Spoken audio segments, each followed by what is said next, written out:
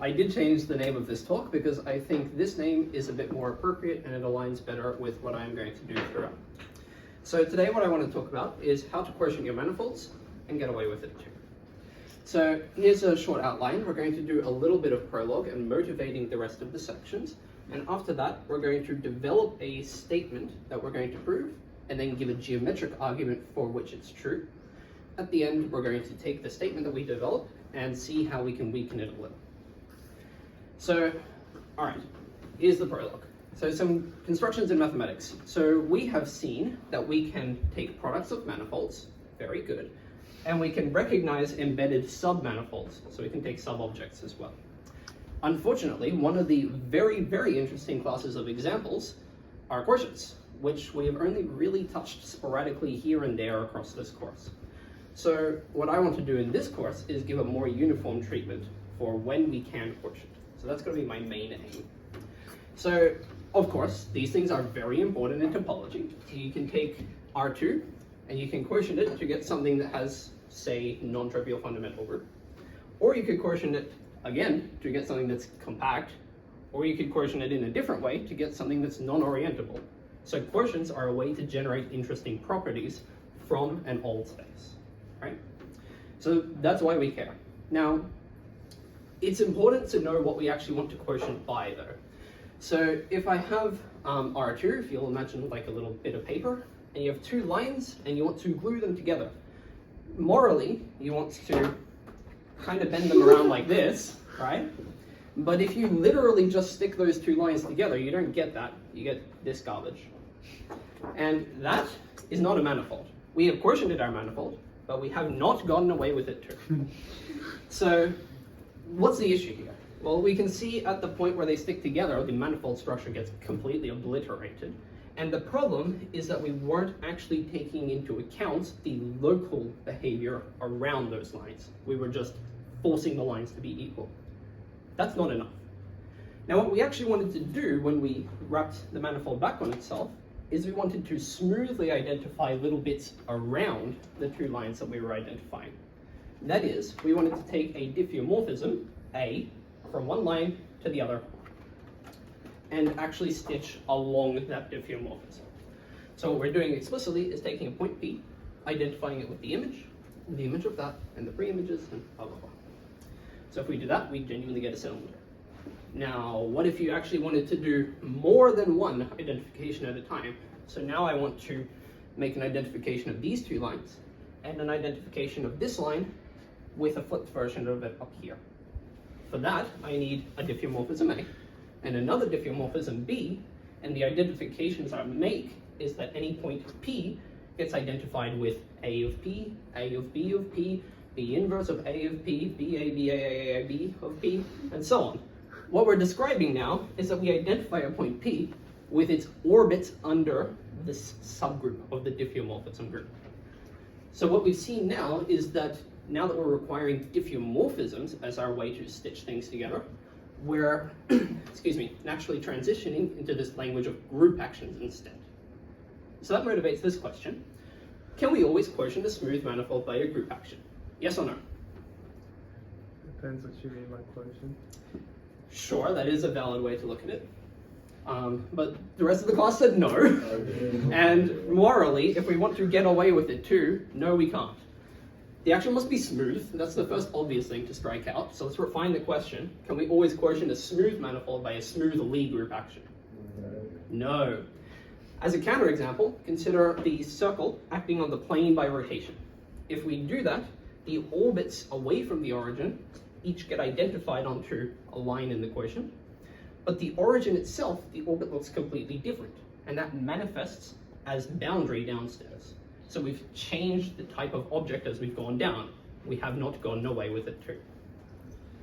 So that leads me to my main question. What assumptions are suitable for taking smooth quotients? And now we can come back to our outline. I've done my motivation. So we're going to develop some conditions on our group action that build us a theorem that we will eventually give a geometric proof for. At the end, the theorem we will build is a little bit strong, so we're going to talk about how we can weaken it towards the end as well. Now, a convention throughout this talk G acts on M always denotes a smooth action of a Lie group on a smooth manifold. None of the garbage of non-smoothness. Okay, developing conditions on the action. So we've already seen this example here where the origin turned into a kind of degenerate point with different behavior from all the other ones. Now, if we bump this up a dimension, you could imagine the circle acting on 3D space by rotating around the axis. Then every point on the axis has different behavior downstairs. The identifications of each orbit around the axis look like space up here in the plane, but on this axis, we form a boundary. So what we're seeing here, the commonality, is that fixed points suck, right? They always seem to cause this weird, terrible behavior downstairs that we're going to just get rid of. That motivates introducing the band-aid to just assert that there aren't unnecessary fixed points.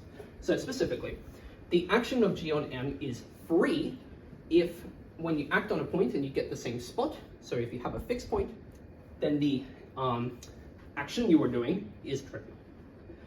So equivalently, all stabilizers are trivial if you wish. A quick lemma, assume this square f means that the action is free. Then, for all points p, taking a Lie group element and sending it to what it does to p gives you a bijection between your Lie group and your orbit of p. And this is very straightforward to see, so it's clearly subjective. For injectivity, if we have two outputs being the same, we can just move the h over. Then right here, freeness kicks in to tell us we can just erase the piece. And then we move it back over to say that G is h. So we have a canonical bijection between G and each orbit. Now, a corollary is that each orbit has a smooth structure. Sorry, what do you mean by canonical? I mean precisely this map over here. So if you look at G and you look at But G it's dot. not canonical, right? Because it depends on choosing a particular point on the orbit. Yes, I suppose so. To me, what I meant is if you look at this notation and you look at this notation. I should be picky, but it really depends on which point you choose. Thank you for the feedback. So if we do this, taking my definition of canonically, we have that each orbit has a smooth structure, so that we have a canonical diffeomorphism instead. And the proof is transportive structure. We have a bijection, so define your smooth structure on the orbit by just moving to the Lie group and doing stuff there. Now, what that gives us is this kind of picture over here. So I want you to imagine the Lie group S1 acting on the torus. The several orbits that you can get look like circles that live on the surface of the torus, right? So what we've got is kind of this picture of the orbits, each of which look like the circle, living inside the manifold on which we're acting. Blowing up the picture a little so I have space to ask the question, are these embedded submanifolds? Yes or no? No. We haven't specified our action enough. It turns out there is Ramirez's favorite counterexample. If you take an irrational multiple of pi over 2 and then you wiggle along, you get an orbit of an R action that becomes dense in the torus. So we end up, for example, with this point very close to this point, despite the fact that they are very far in the Lie group R. So what we're seeing here is that the orbit goes wild, and we want to prevent this topological behavior, right? We want to constrain the topology a little. So that motivates this solution to require G to be compact. Now if we did that, if we kind of compactified R, we would get the circle, and any circle action on the torus like this eventually wraps back on itself and looks like the circle. Right? So that motivates our compactness assumption. Now, an observation is that so far, our Lie group has always acted by isometries on a Riemannian manifold. And for now, let's just take this as a convenience assumption I. We'll get rid of it later, but for now, for convenience.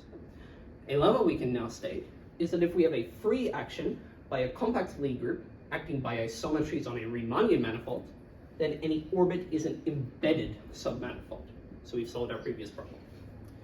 As a quick proof sketch, having the action by isometries actually characterizes the composite inclusion very well. Excuse me.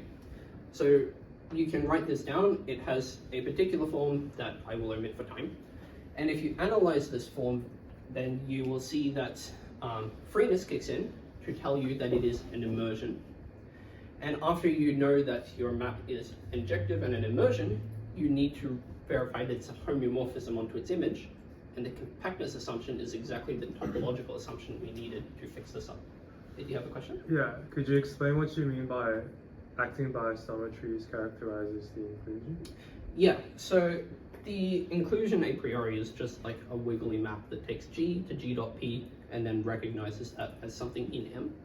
It turns out that the inclusion, while it is described in this form, its differential is actually better described in terms of a Riemannian exponential map.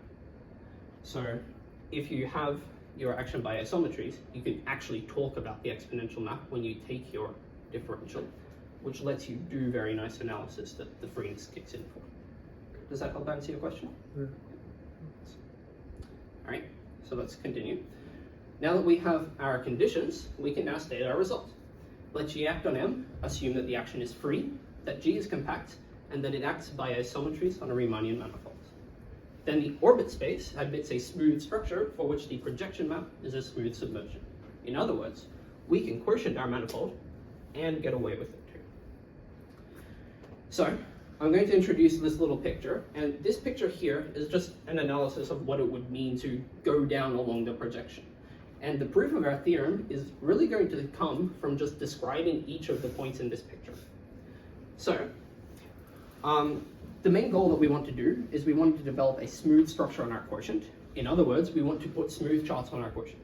To get charts, we need open chart domains. So what does a neighborhood of a point downstairs look like? Well, if you pull it up, you would get this kind of like little slice through the manifold along your orbit. So that's what this yellow is indicating. However, I mean, that's kind of what we morally want, but if you literally just take the pre-image, we get this whole slice stretched out along the orbit instead. What we get is a kind of tube, and I'm not kidding, the technical term is tubular neighborhood. So, yeah. So that's that picture. Let's have some technical terms describing it. So a quick refresher. The normal space to the embedded submanifold each orbit at a point P is the set of tangent vectors in the ambient manifold, which are orthogonal to the tangent vectors along the orbit. The normal bundle is just gluing together all the normal spaces. Now, some notation I'm going to use is that if I superscript either of these with a less than epsilon, I mean constrain the vectors so that their size is less than epsilon. Okay? Now, let's move on to the actual slice that we had from before. So if we take the normal space to the point and we constrain our vectors to be of size less than epsilon, that gives us a kind of linear picture, but we want this to sit inside the manifold. So the way that we get it to sit inside of the manifold, potentially adding curvature into the mix, is by exponentiating, to just put it inside the manifold. Yes? Sorry, so if you go back to the picture, would the orbit just be like the line? Yes. And then... Sorry, I should have made this more explicit. The pink lines are orbits, which project down into single points in the quotient. And then would the slices be the little rings? Yeah. Thank you. All good? Okay. So this slice is precisely those little rings that Joseph was just talking about. So those are kind of the normal spaces now sitting inside the manifold. The tubular neighborhood is that kind of stretching out along the orbit over here. So the way it's most typically defined is it's the set of all points in the manifold which are of distance less than epsilon from the orbit. You can also recognize it as gluing together each of the slices as you go along the orbit, and this equality is a little non-trivial, but I'm going to omit it for time. Okay. All right, so this brings us onto kind of this picture at the heart of our result. So what I said as before is that the tubular neighborhoods are kind of like the slices stretched along the orbit. So if we take a point P and an orbit, this middle line, and we take a yellow slice around P, now if you kind of picture the Lie group in the background, the picture says, right, that the tubular neighborhood should literally be that. It should be the slice cross G. Now, the way I've drawn this picture is actually rather linear instead. I've kind of drawn a linearized version over here. I've got a normal space and I've got G stretching out, and I've kind of got the normal bundle along there. Now, the reason that I can actually draw this picture as linear is this one. For each orbit O, there is an epsilon small enough such that the exponential map takes the linear form of this picture diffeomorphically onto the curvy inside the manifold version of this picture. This is a little bit non-trivial to prove, and I am omitting this proof here. It does make use of the compactness assumptions and the freeness assumptions and the isometry assumption. So there is some work going on here, but I have to omit it. Right? So now we can make a proof sketch of our theorem. So to recap, free compact by isometries implies you can quotient your manifold. So here's a proof sketch. The only hard bit of this whole proof is constructing charts. So fix an orbit downstairs. We want to make a chart around that orbit. To do that, pick your favorite point in the orbit.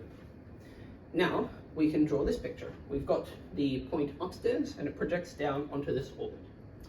Now what you can do at this point is you can kind of imagine making a little tubular neighborhood around it, and that gives you a way to talk about the upstairs manifold.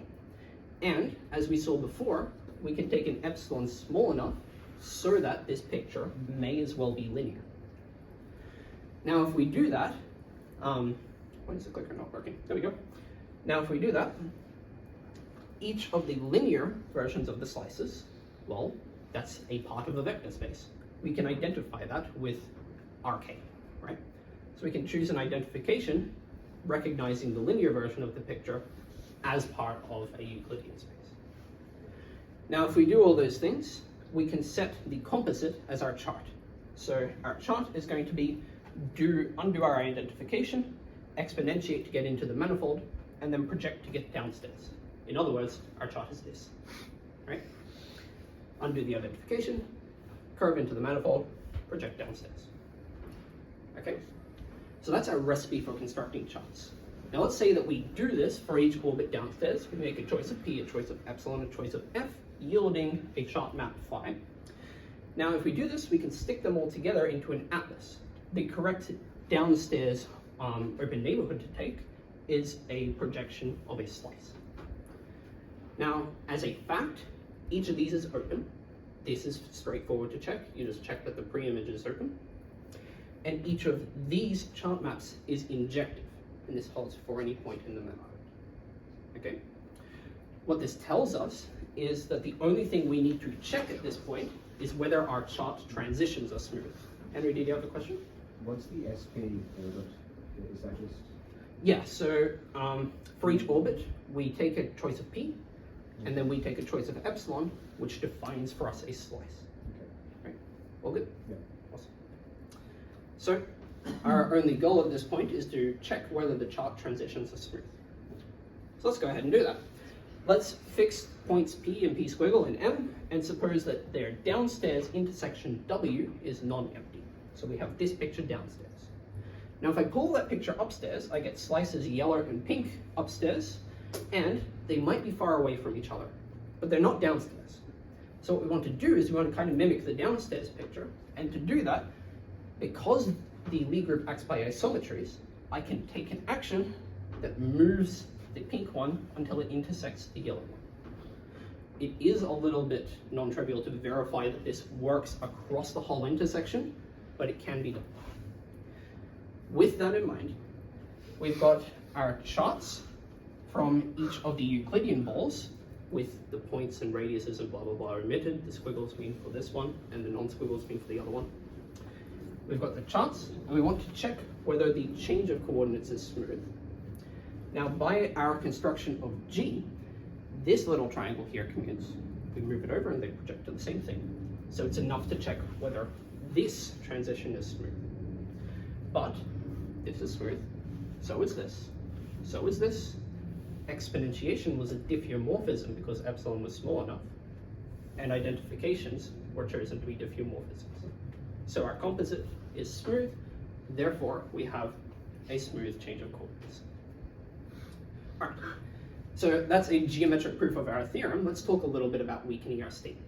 So first things first, compactness was a little bit strong. The technical condition you need instead is proper.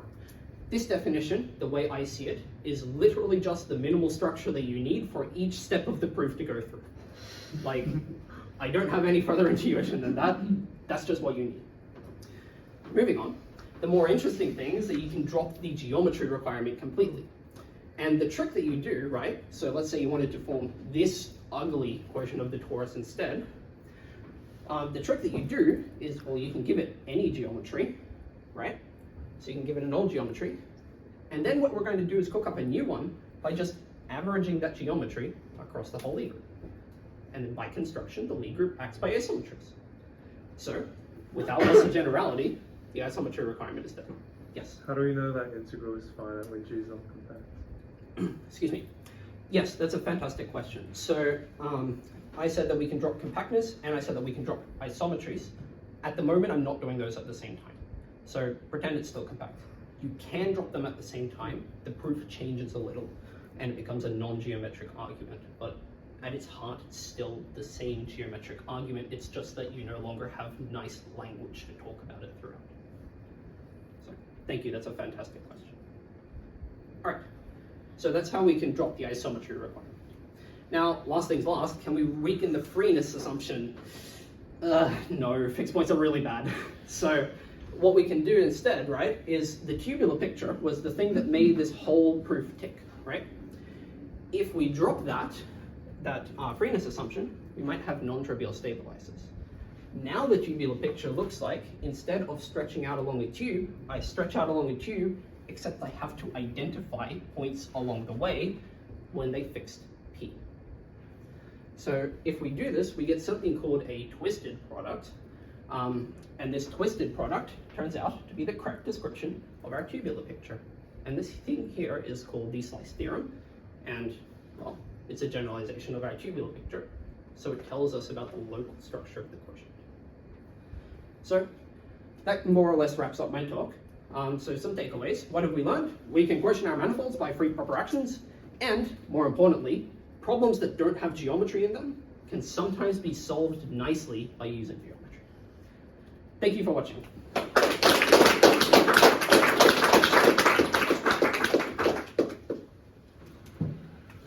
Other questions?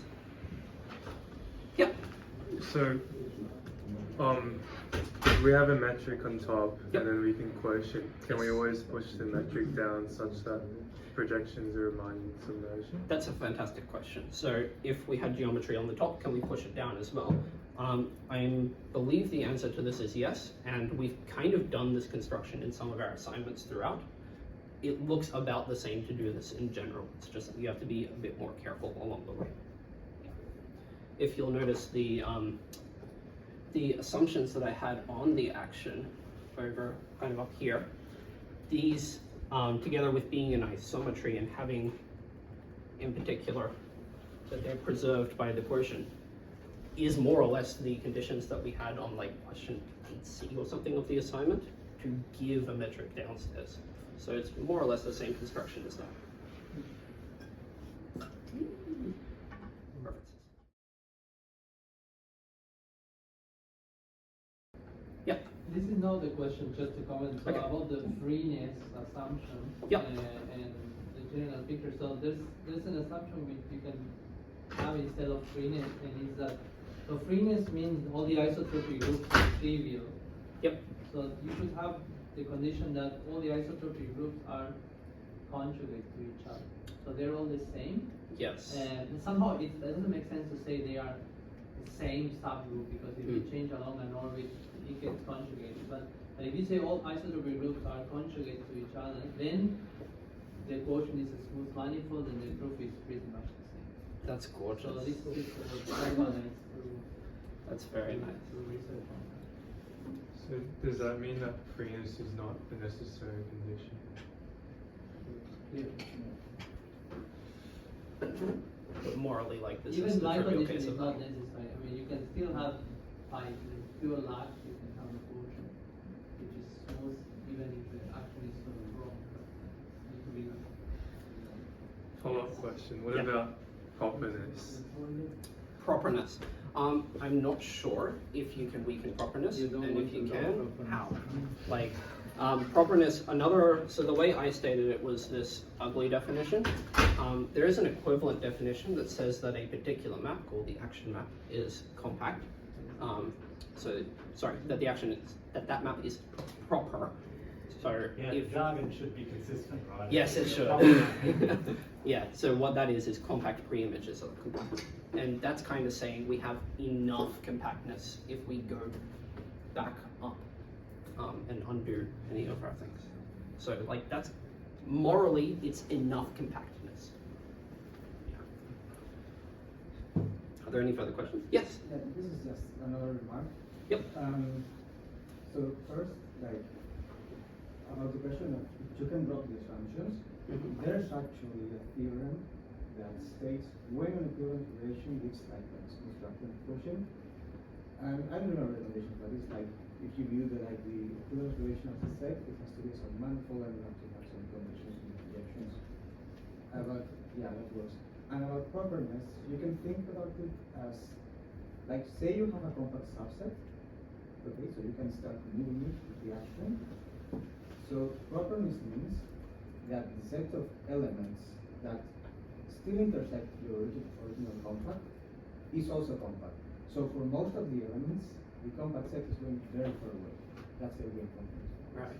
So in the torus that can happen because when you translate this one, right? So, Thank you for adding that. That's very helpful in enlightening. I have a comment Yep. too. Getting rid of freeness is also not so bad because you typically get an orbifold, and orbifolds are harmless for most problems. Okay. So even though it's a singularity that most differential geometries would say, oh, don't worry about it. The proof extends. You just lift to the covering, do it up there, and then push it back. So What's an orbifold? Sorry? it's exactly where you have this quotient. The singularity has this kind of Like, quotient for structure. instance, a cone Exactly, that's the one. with the correct angle. So you get a lot of natural examples where you've got a manifold with like 16 orbifold points, you blow them up and life is easy. So something like this. I guess, Joseph, about your question on properness, so this in algebraic geometry, the natural, algebraic actions are almost never proper. So then they cannot take quotients. So there's this theory of geometric invariant theory to see how you take a quotient for these non-proper actions. And this is, for instance, what Declan has been studying, I guess. I mean, not that's main topic, but I've seen that in the kitchen whiteboards. Yeah, the double slash. Yes. So these are usually non-proper actions, but then it gets messy. It's not geometric anymore. Could you go back to the properties? The definition of proper, or Yeah. yep. This is kind of a nice computational way to check the proper map version of the same thing. Well, compact implies well because Yes, You can just because take you any- can always take a subsequence. thanks. Anything else before we wrap up? All right, thank you very much.